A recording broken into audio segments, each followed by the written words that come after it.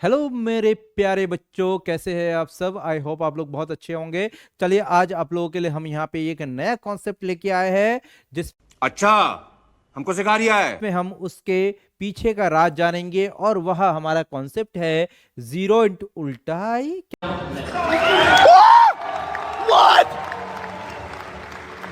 क्या होता है उल्टा आई? तो देखिए घबराने की बात नहीं है, ये उल्टा आई है, लेकिन इसको हम पढ़ते हैं गणित की भाषा में factorial. That means zero factorial. आपको पता है कि जीरो फैक्टोरियल इक्वल टू 1 होता है, ठीक है।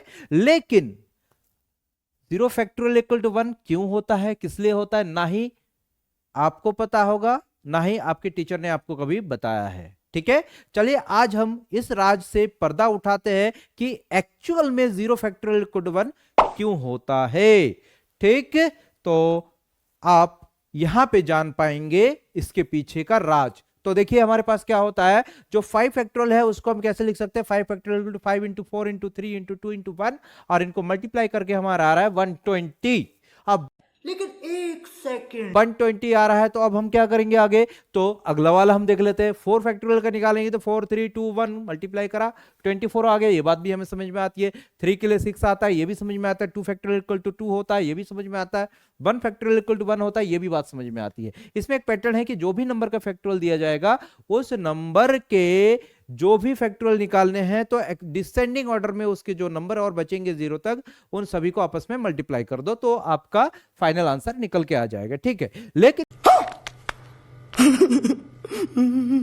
यहाँ पे जीरो फैक्टोरियल है तो जीरो से नीचे तो कोई और नंबर है नहीं, तो भाई जीरो फैक्टोरियल इक्वल टू 1 क्यों होता है इसको जानेंगे। तो देखिए यहाँ पे एक कॉन्सेप्ट है, उस कॉन्सेप्ट को आपको समझना पड़ता है, और कॉन्सेप्ट क्या है वो देखते हैं। देखिए जैसे हमारे पास 5 फैक्टोरियल है तो 5 फैक्टोरियल बराबर 120 आया। अब हम नीचे वाला दिखाते हैं कि 4 फैक्टोरियल की वैल्यू कैसे आएगी, किस तरह से। तो देखिए ये जो 5 है, इस 5 से अगर मैं 120 को डिवाइड करूं तो कितना आएगा, 24। और ये 24 किसकी वैल्यू है, 4 फैक्टोरियल की, ठीक है। अब इस 4 से मैं इस 24 को डिवाइड करूं तो 4 से हम 24 को डिवाइड करेंगे, कितनी आएगी वैल्यू, 6। और ये 6 क्या है आपका, 3 फैक्टोरियल की वैल्यू। अब इस 3 से मैं इस 6 को डिवाइड करूं तो आएगी वैल्यू 2, और ये 2 क्या है आपका, 2 फैक्टोरियल की वैल्यू। और इस 2 से इस 2 को मैं डिवाइड करूं तो हमारा आएगा 1, और 1 क्या है भाई, 1 है 1 फैक्टोरियल की वैल्यू। अब बात आती है कि भाई जीरो फैक्टोरियल की वैल्यू कितनी होगी, तो जीरो फैक्टोरियल की वैल्यू भैया जो क्रम हम यहाँ पे यूज किए हैं उसी क्रम को अप्लाई कर दो दोबारा। तो ये जीरो फैक्टोरियल, जैसे हमने 2 फैक्टोरियल की वैल्यू 2 थी, अब 2 से 2 को डिवाइड करा तो 1 फैक्टोरियल की वैल्यू निकल के आ गई। अब हमें 1 फैक्टोरियल की वैल्यू निकाल पता चल गई, अब हमें जीरो फैक्टोरियल की वैल्यू निकालनी है तो क्या करेंगे, इस 1 से इस 1 को डिवाइड करिए। 1 से 1 को डिवाइड करेंगे कितना आएगा, 1 आएगा। और 1 क्या होगी भाई, नेक्स्ट जो नंबर होगा उसकी वैल्यू होगी, उसकी फैक्टोरियल का मान होगा। That means zero factorial equal to कितना आ गया हमारा, 1।